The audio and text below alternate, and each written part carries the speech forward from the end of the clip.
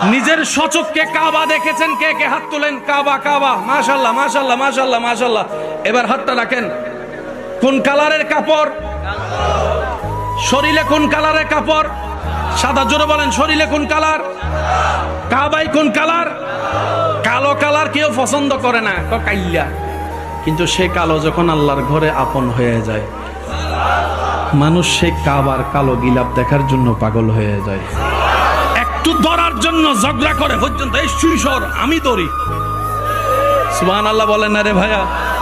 কালো কত দামি হয়ে যায় রব যখন কালোটাকে আপন করে নাই। বলেন না সুবহানাল্লাহ? কালোর কোনো দাম নাই।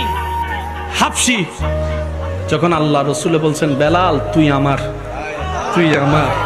সুবহানাল্লাহ জোরে বলেন না? যে গোলামকে কেউ কখনো মূল্যায়ন করে সামনে যেতে দেয় নাই, আল্লাহ রসুল এমন সম্মান দিয়েছে সেই বেলালকে আজানের, সেই ইমাম, আজান নামাজের আজানের ইমাম বানিয়ে দিয়েছেন। সুবহানাল্লাহ।